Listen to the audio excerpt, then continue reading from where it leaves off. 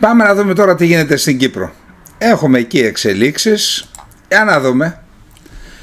Χριστοδουλίδης, πρόεδρος Κυπριακής Δημοκρατίας, θα συναντηθεί την 5η 20 Νοεμβρίου στις 9.30 ώρα το πρωί στην οικία του ειδικού αντιπροσώπου του Γενικού Γραμματέα του ΟΗΕ, που βρίσκεται στο αεροδρόμιο της Λευκωσίας. Θα συναντηθεί με τον Τουφάν Ερχιουρμάν, τον νεοεκλεγέντα πρόεδρο της τουρκοκυπριακής κοινότητας, έτσι, άστο ψευδοκράτος. Για μας είναι πρόεδρος της τουρκοκυπριακής κοινότητας. Ο κυβερνητικός εκπρόσωπος Κωνσταντίνος Λετιμιώτης είπε: ο πρόεδρος Χριστοδουλίδης εισέρχεται στη συνάντηση με την ίδια επικοδομητική διάθεση και ειλικρινή πολιτική βούληση στο πλαίσιο της προσπάθειάς μας για την επανέναρξη ουσιαστικών διαπραγματεύσεων από το σημείο που έχουν διακοπεί στο Κραν Μοντανά για την επίτευξη λύσης του Κυπριακού στη βάση του πλαισίου που καθορίζουν τα σχετικά ψηφίσματα του Συμβουλίου Ασφαλείας των Ηνωμένων Εθνών και στη βάση των αρχών και αξιών της Ευρωπαϊκής Ένωσης. Αυτή η συνάντηση φυσικά θα είναι η πρώτη, όπως είπαμε. Τώρα, σήμερα, τώρα που μιλάμε, ίσως είναι η συνάντηση σε εξέλιξη ή να έχει ολοκληρωθεί. Τώρα είναι 7 η ώρα το βράδυ που γράφουμε την εκπομπή, να έχει ολοκληρωθεί η συνάντηση του Κωνσταντίνου Κόμπου με τον Μάρκο Ρούμπιο. Τρίτη φορά συναντιόνται. Τρίτη φορά. Τρομερό είναι πραγματικά. Ο Υπουργός Εξωτερικών μιας χώρας 1 εκατομμυρίου της Κύπρου με τον Υπουργό Εξωτερικών της υπερδύναμης. Ένα ευρύ φάσμα θα συζητήσουν λοιπόν οι δύο υπουργοί και η θεματολογία αφορά διμερή, περιφερειακά ζητήματα, ενεργειακά, προσπάθειες για την αναβίωση του σχήματος 3+1. Συναντήθηκαν προχθές οι Υπουργοί Ενέργειας εδώ στην Αθήνα με στόχο την προώθηση της περιφερειακής σταθερότητας. Λοιπόν, τα θέματα που θα συζητήσουν είναι τα εξής. Πρώτον, η Κυπριακή Προεδρία του Συμβουλίου της Ευρωπαϊκής Ένωσης στο πρώτο εξάμηνο του 2026, για την οποία οι ΗΠΑ δείχνουν ιδιαίτερο ενδιαφέρον.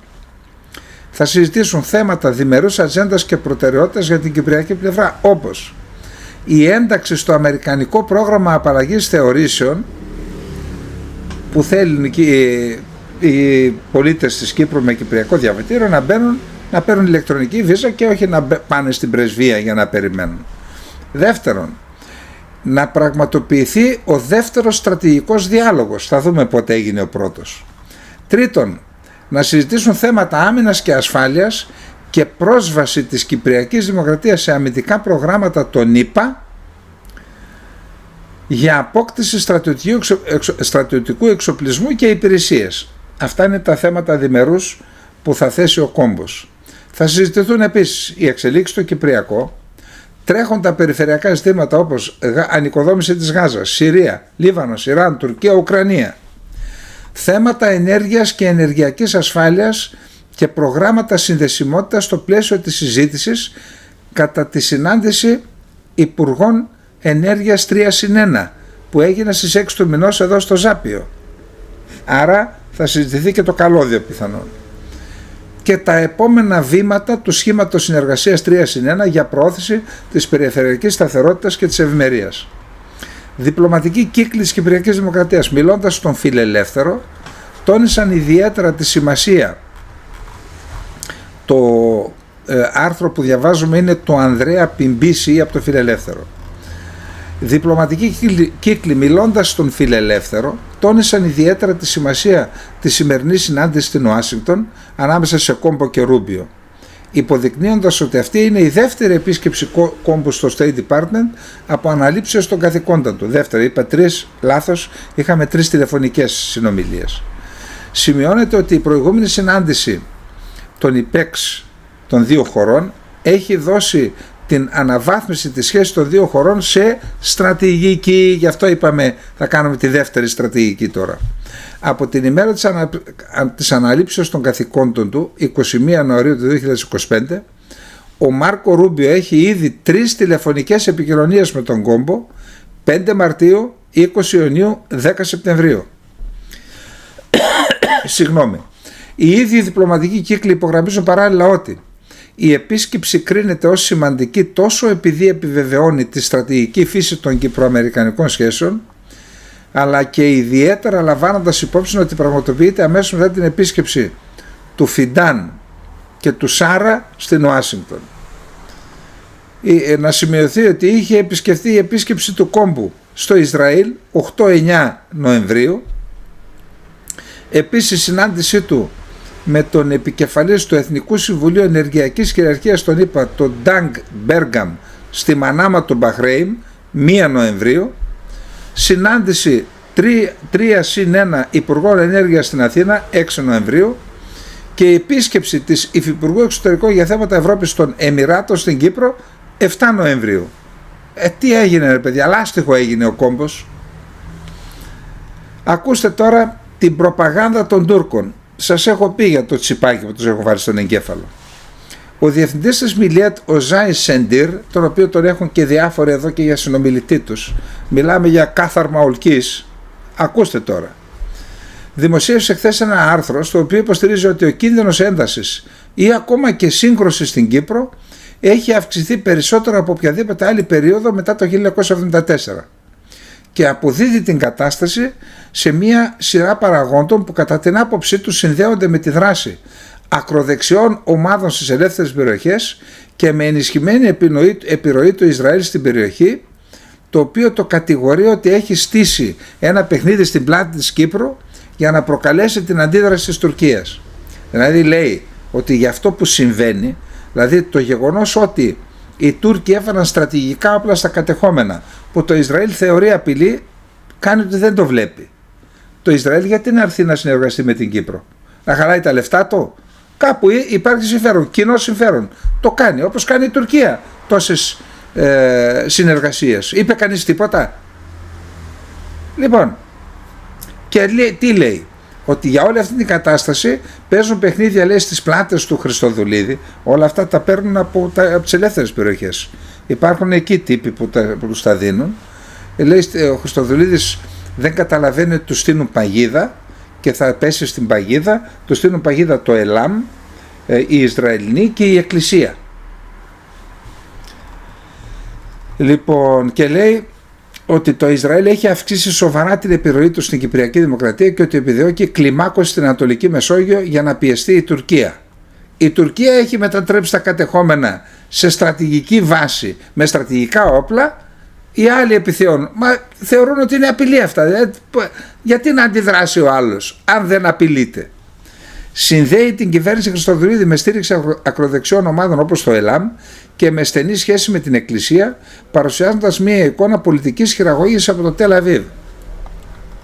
Ο Τούρκος δημοσιογράφος ασκεί έντονη κριτική στην Ελληνοορθόδοξη Εκκλησία, την οποία κατηγορεί ότι διατηρεί οικονομικά και πολιτικά συμφέροντα.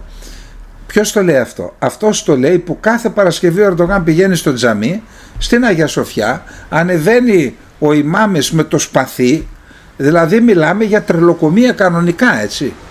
Αυτοί κάνουν την πολιτική μέσα στα τζαμιά και τους στέλνει η Ελληνική Εκκλησία, που στο κάτω-κάτω εμείς είμαστε και αμυνόμενοι. Εμείς είμαστε, η Κυπριακή Δημοκρατία είναι διαμερισμένη, δεν είναι η Τουρκία. Ασκεί λοιπόν έντονη κριτική στην Ελληνοορθόδοξη Εκκλησία, την οποία κατηγορεί ότι διατηρεί οικονομικά και πολιτικά συμφέροντα και υποστηρίζει ότι βρίσκεται σε σύμπλευση με τους πολιτικούς σχεδιασμούς που αποδίδει στο Ισραήλ. Η Εκκλησία με το Ισραήλ. Προειδοποιεί ακόμα ότι ενδέχεται να υπάρξουν προβοκατόρικα επεισόδια. Από ποιον? Μόνο οι Τούρκοι μπορούν να τα κάνουν. Και ότι μια τέτοια εξέλιξη θα μπορούσε να πυροδοτήσει σοβαρή αντίδραση της Τουρκίας. Για να δούμε. Για να δούμε. Για τον Χριστοδουλίδη αναφέρει ότι όταν καταλάβει τι παγίδα του έχουν στήσει, ίσως να είναι πολύ αργά για τον ίδιο. Του στέλνουν μήνυμα τώρα. Οι Τούρκοι είναι οι ίδιοι πάντα, τόσα δεκαετίες τώρα. Από προβοκάτσια σε προβοκάτσια. Μερικές φορές όμως ο πολλαπλασιασμός μπορεί να μας βγει διαίρεση. Εσείς στην Τουρκία, λέω. Είναι λοιπόν σε ένα αδιέξοδο.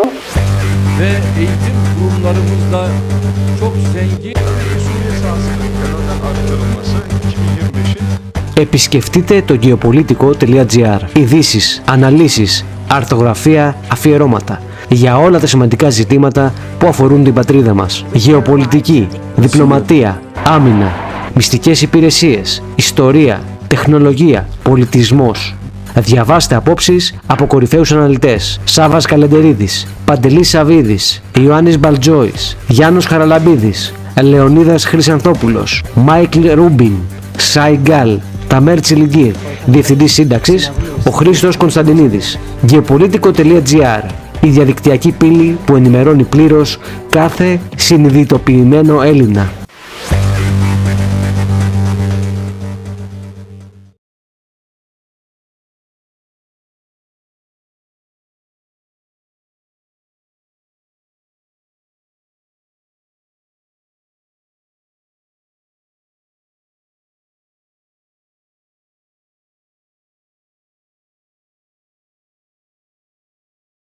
Ένα άρθρο γνώμης, το οποίο αν το έγραφε κάποιος φιλόπατρης στην Ελλάδα θα τον χαρακτήριζαν τουλάχιστον ακραίο στοιχείο και θα τον κοσμούσαν με πλήθος απαξιωτικών σχολείων, μεταφέρει ο Σάι Γκάλ, ο οποίος είναι ειδικός στις διεθνείς σχέσεις, τη διαχείριση κρίσεων και την επικοινωνιακή στρατηγική και δραστηριοποιείται διεθνώς σε θέματα γεωπολιτικής, ισχύως και δημόσιας διπλωματίας, σε άρθρο του στην Ισραηλινή εφημερίδα Israel Hayom.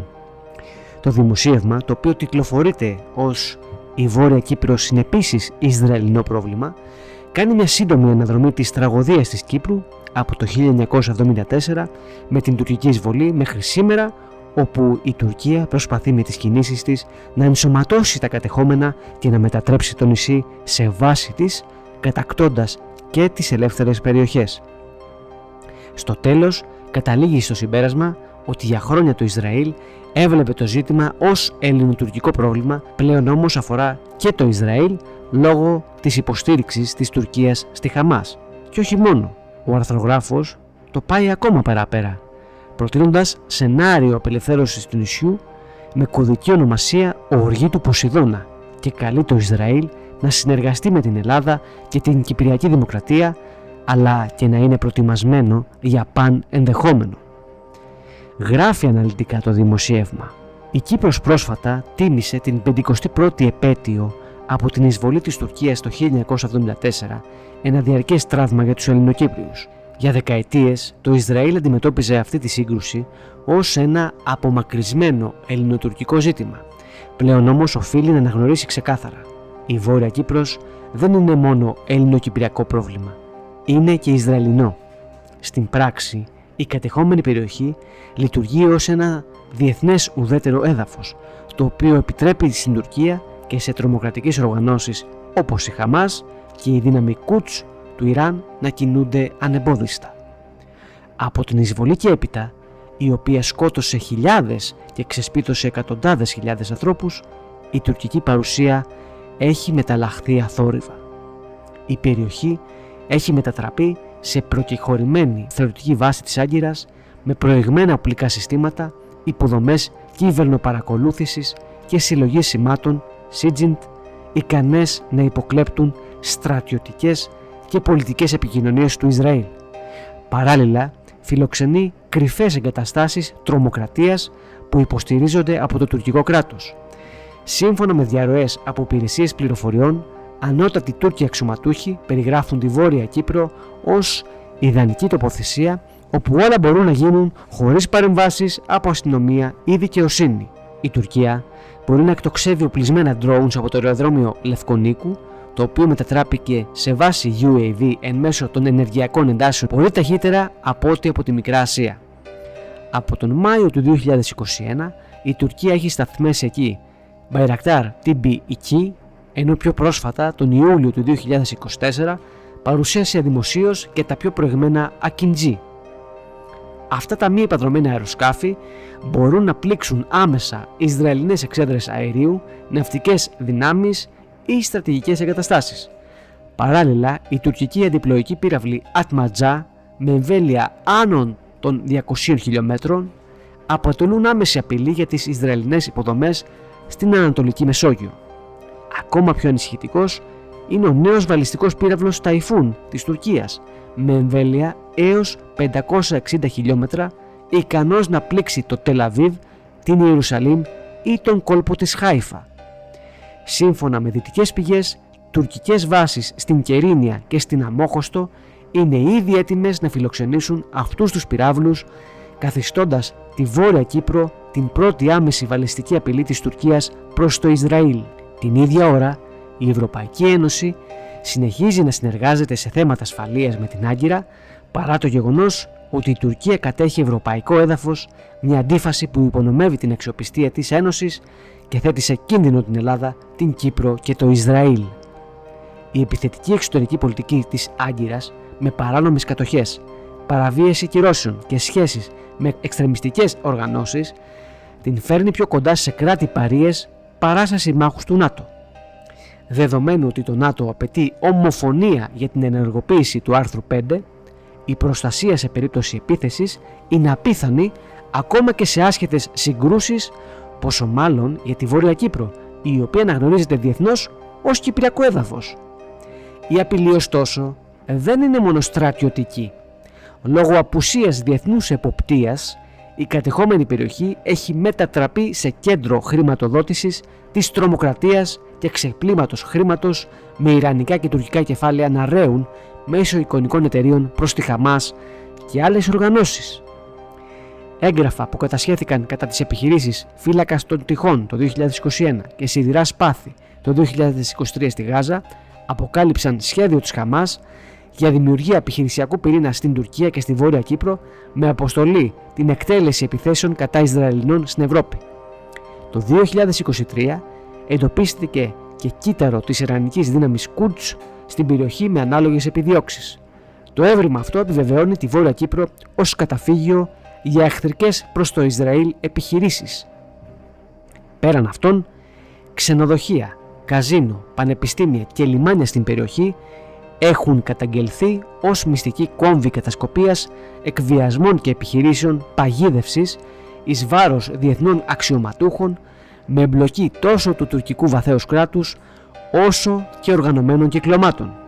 Το Ισραήλ δεν επιδιώκει ούτε του αναλογεί ο ρόλος του απελευθερωτή της Βόρειας Κύπρου.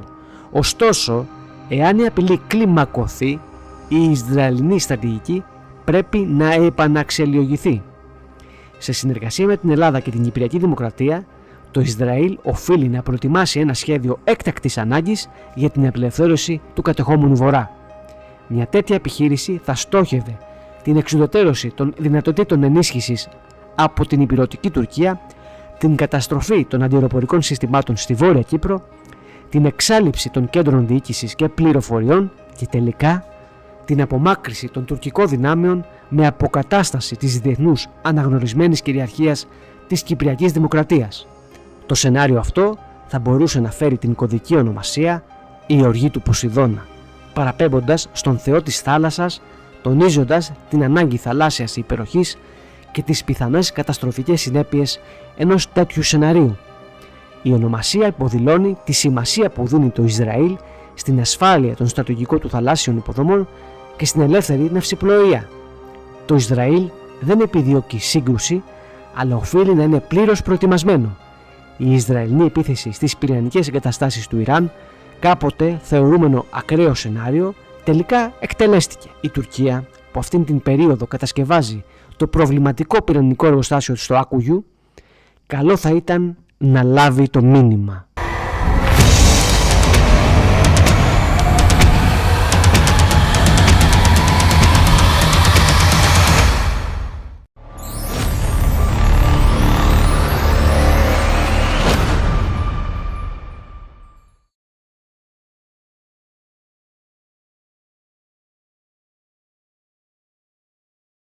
Hello to everyone. Today we are hosting at the Greek think tank International Institute of Strategy, Mr. Saigal.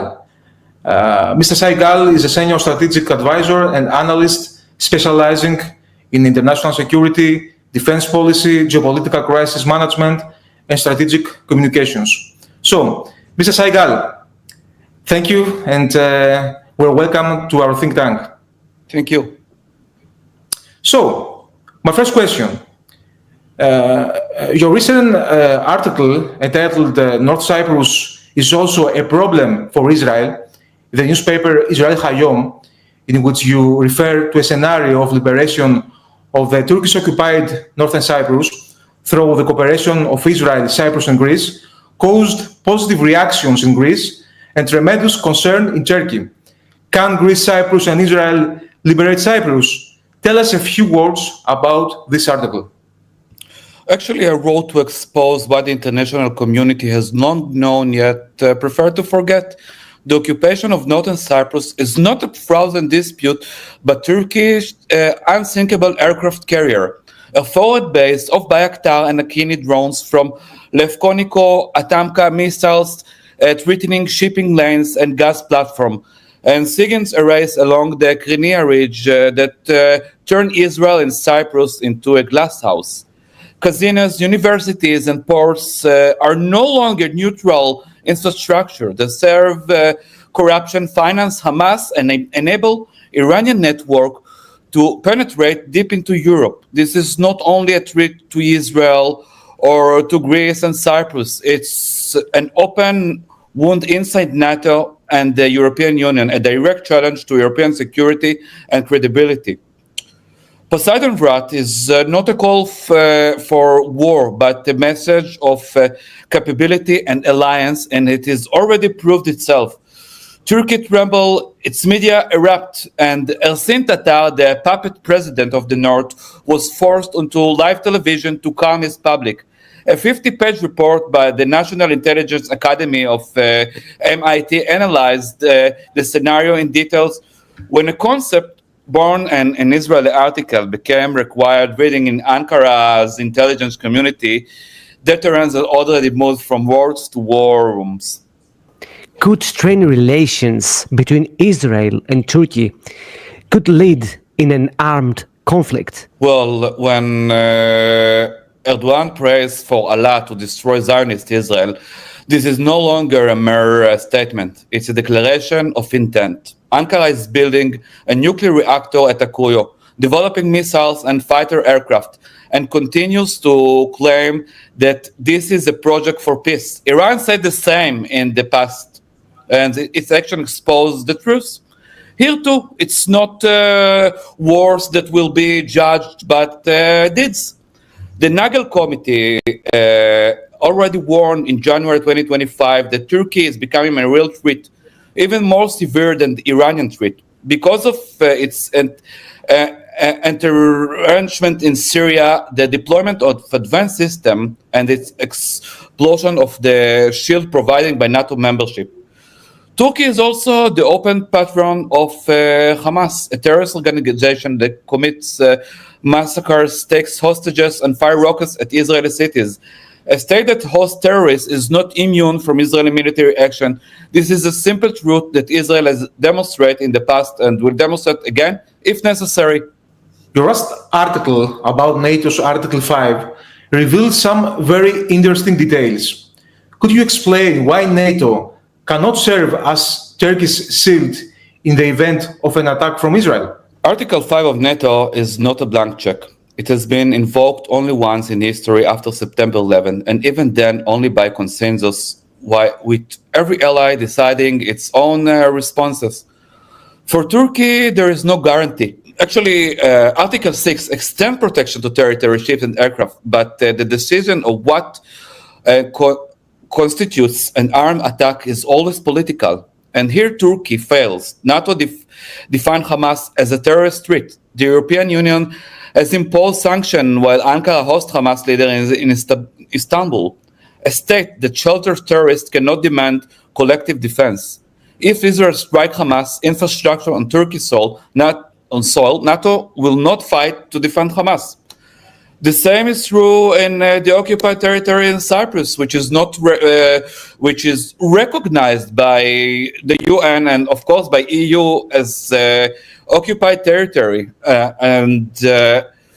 If an action will be revealed to liberate northern Cyprus, also NATO will not involve, but because then every EU, which also a NATO ally, will break the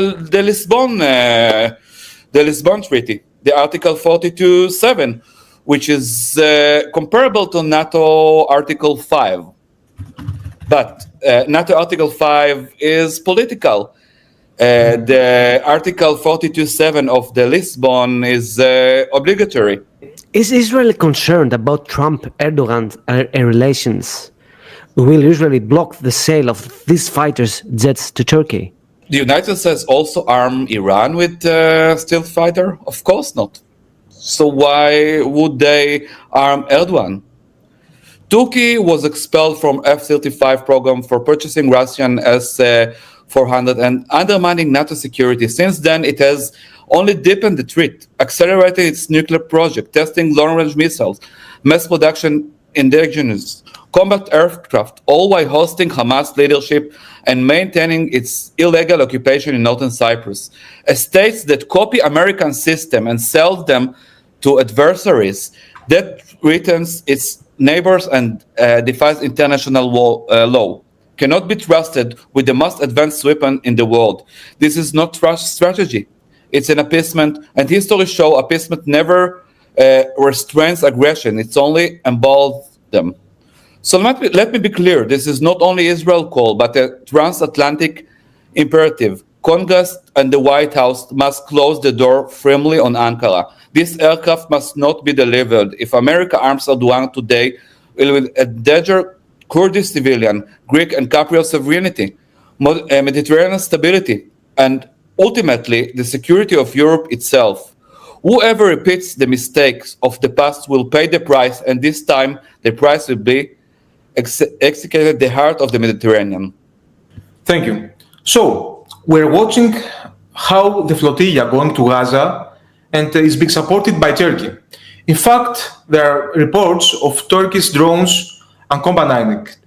So, we're watching also Turkish free jet to support this flotilla. How will Israel handle the case? Also, another question.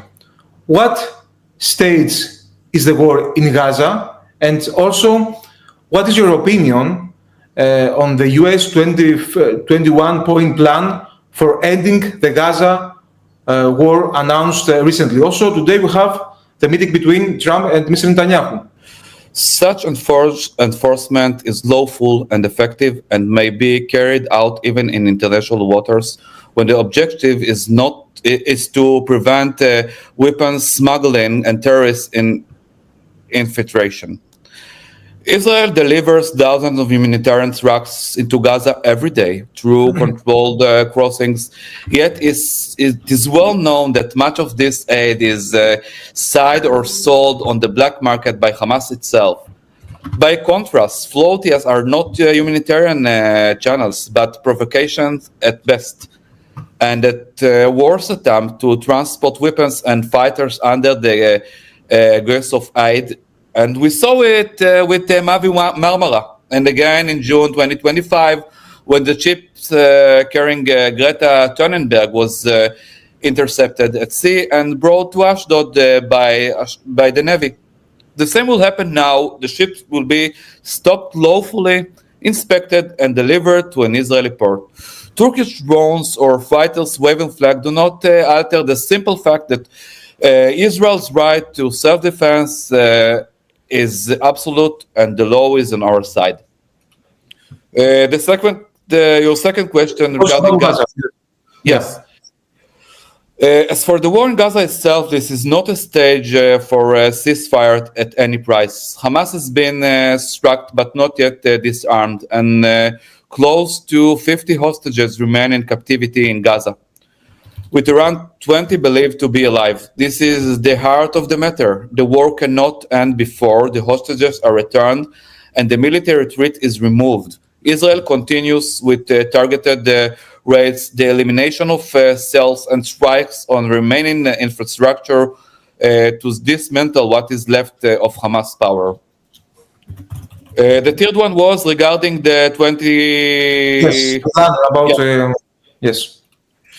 So Israel is fully aware of it. Today, actually, this hour, the Prime Minister Netanyahu meeting with President Trump at the White House to discuss it. The plan combines an exchange of hostages for a ceasefire, fast wide role, an international stabilization force, and a new governing mechanism in Gaza that is not Hamas.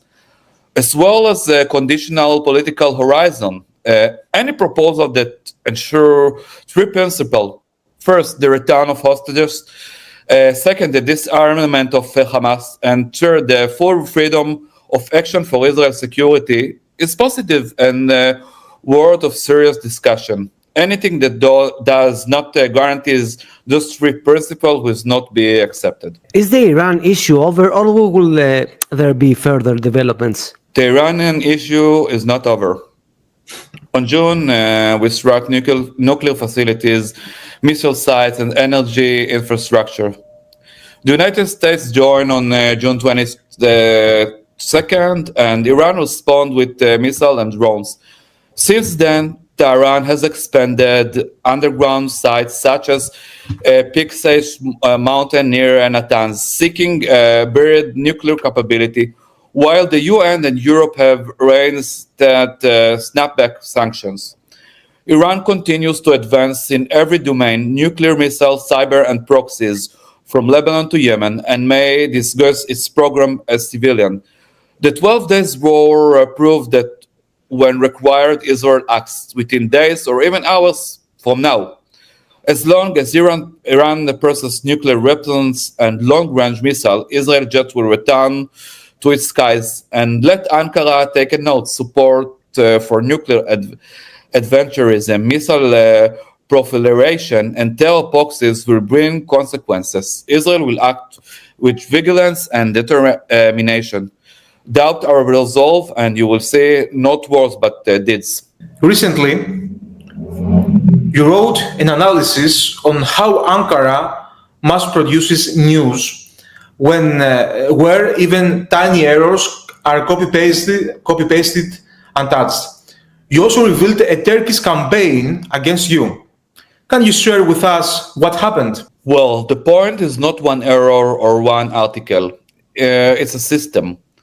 Ankara has created a mechanism where ready-made text, what communication scholars call an informational subsidy, are pushed from the top and flow down to dozens of outlets unchanged. The result is not journalism, but journalism. Automatic replication, errors included. I know because I saw the same slip repeated word by word in Oda TV, Haber 7, D-Release, Postasi, and Kibris Talk. That is not a considerance, but the fingerprint of a single origin. Since July 2025, the presidency director of communication has been headed by Burhaneddin Duran. This body does not only brief, it produces content, package for distribution. Once they pass through agencies such as Anadolu, DHA, or IHA, editors dare not to change a comma, even a comma, because R2 can impose the massive fines. BIK can cut off state advertising, and the 2022 disinformation law makes critical reporting criminal offensive. This is how messages discipline replaces editorial judgment. There is no editorial judgment in Ankara. Yeah. The number makes sense in this context. Reports Without Borders ranks Turkey 159 out of 180 in the 2025 Press Freedom Index. This is not an abstract statistic, but outcomes of concentrated ownership of the Turkish media. For me, the meaning is simple. Ankara chose not to deny what I wrote, even not single time, because there is no way to disprove facts. Instead, it wrapped them in a framing that suits its own purposes, but in the end, the system revealed itself through the mistakes. How will Greece, Cyprus, and India, and Israel, of course, could deal with the axis of evil, meaning the alliance between Turkey, Qatar, and Pakistan? Well, the axis of Turkey, Qatar, and Pakistan is not solidarity, but a mechanism of dependency, instability, and exploitation. Against it stands coalition of democracies: Greece, Cyprus, Israel, and India. 4 states linking 3 continents and offering an entirely different order. India's uniqueness is clear. It's a member of BRICS, but yet, unlike Turkey, it does not surrender its sovereignty to an anti-Western bloc. It's built strategic autonomy with open doors, balancing Washington and Brussels, while keeping channels to Moscow and Beijing. They invested in Haifa, investing the IMEC corridor and depending partnership in the Gulf. This is not dependence, but sovereignty. Turkey, by contrast, claimed to speak for the oppressed, while Israeli turned Cyprus into a base, channels Iranian RGIC, funds to the Houthis, enhances itself in Suakin in Sudan and Mogadishu in Somalia, and marks its middle corridor not as a bridge but as an instrument of control. In South Asia, it's aligned with China and Pakistan. CPEC from the northeast, the middle corridor from the northwest, both converging on Islamabad. For India, this is a triple squeeze. Chinese pressure from the east, Turkey and Pakistani leverage from the west, and dual drone supply lines aimed at Kashmir and the Indian Ocean. Our coalition responds on three levels. Corridor, not for cooperation, but of sovereignty, with IMEC as a transparent and rules-based alternative to BRI, as you wrote, and Turkey corridor, security integrating intelligence, maritime, cyber, and unmanned system to neutralize Turkish and Chinese supply chains in Pakistan, economy and diplomacy, a Mediterranean partnership with India as a natural gateway to Europe, with Cyprus as an anchoring hub, Greece as a NATO pillar, and Israel as a technological and security power. This coalition is not a reaction to an axis of evil, but the proposal of a new order, a coalition of democracies connecting the Mediterranean to the Indian Ocean, understanding that the Indian Ocean begins here in the Eastern Mediterranean. It's not a coalition of dependency, but a sovereignty, not of coercion, but of stability. It already exists and it will endure. Mr. Gal.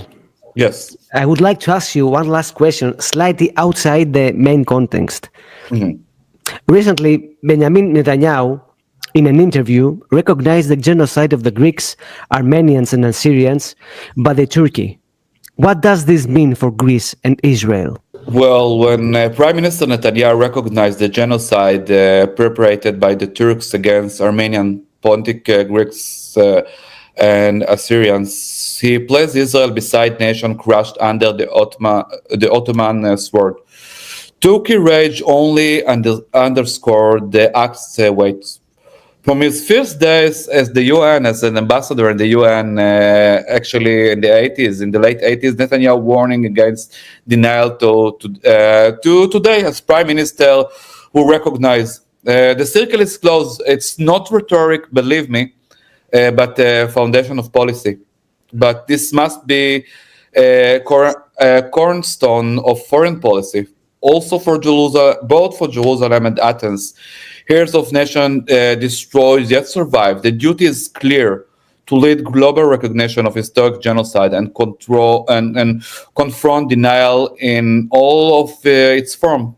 This policy is not only moral memory, but the credibility of international law itself. By trivialization crime written in blood, leaders like Erdogan weaken law and norms meant to prevent atrocities. Actually, by doing this, we do not guard memory to honor the dead, but we guard it to shame the living who would dare to repeat their crimes. So, Mr. Saigal, thank you.